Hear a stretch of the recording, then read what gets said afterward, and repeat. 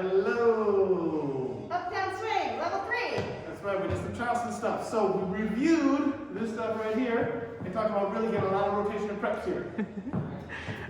Ready? Hey, hop, bop, bop, bop, hop, hop, hop, hop. A little point for you to remember, everybody, is that we got to get a lot of wind up here. We're rotating a lot of wind up here, and followers, don't be afraid to take this hand with you and have a little stretch of boing feeling, and it makes the turning a lot easier. And we also talked about not trying to help yourself through the turn. You pump and kick, and it makes the turn way, way easier. Then we did a little 10 step from here. Read my mind, Maddie. Single, and bam. From here, we just kept going.